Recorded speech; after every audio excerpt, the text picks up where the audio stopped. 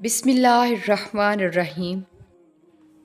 اللہ تو دوست ہوتا ہے، ایسا دوست جس سے دل کی ہر بات کی جاتی ہے۔ اگر بات بتانے کے لیے الفاظ نہ بھی ہوں تو بس چپ چاپ بیٹھ جاؤ، وہ سب سن لیتا ہے۔ آج کل کے دوستوں سے بات کرنے کے لیے وقت نکالنا پڑتا ہے، لیکن وہ واحد ایک ایسا دوست ہے جو ہر وقت ساتھ رہتا ہے۔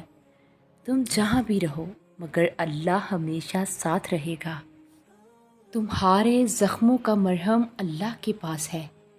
یہ جو تمہارے دل کے زخم ہیں نا، یہی تو تمہیں اللہ سے قریب کرنے کا ذریعہ ہیں۔ ہاں مشکل ہے ابھی، مگر یقین کرو ان زخموں کا مرہم تمہیں بہت جلد ملنے والا ہے۔ اللہ تمہاری دعا قبول کرے گا۔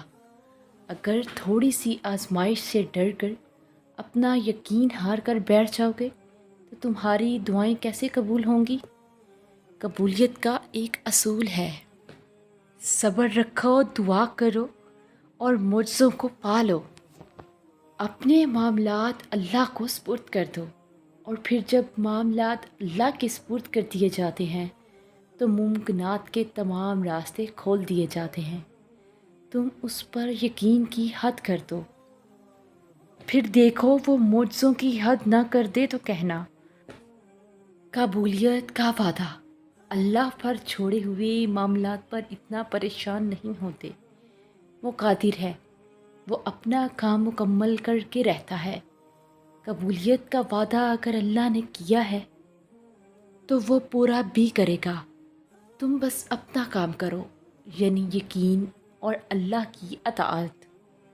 اللہ کی خاطر چھوڑ دینے سے ضروری نہیں کہ انسان کچھ پا کر ہی خوشی محسوس کرے۔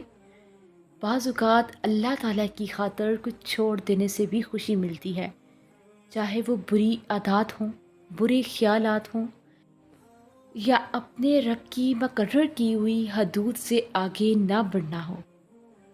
اور پھر اللہ جب کسی کو اپنی طرف لانا چاہتا ہے تو اسے کسی نہ کسی کے ہاتھوں ضرور توڑتا ہے، تاکہ اسے احساس ہو کہ اللہ کی محبت کے علاوہ باقی سب محبتیں جھوٹی ہیں۔ اور پھر اللہ سنتا ہے تمہاری ساری عرضیاں، اور وہ یہ بھی جانتا ہے کہ تمہیں کب اور کیسے نوازنا ہے، اور اللہ سب جانتا ہے۔ بس صبر کرو۔ اگر آپ کا درد ختم نہیں ہو رہا، اللہ جانتا ہے۔ اللہ یہ بھی جانتا ہے کہ ایک ہی چیز کی طلب سلسل آپ کو گھائل کر رہی ہے۔ آپ کی خاموشی کے پیچھے کے صبر سے اللہ خوب واقف ہے۔ درد بھری راتوں میں تڑپتا ہوا بھی بس اللہ نے ہی آپ کو دیکھا ہے۔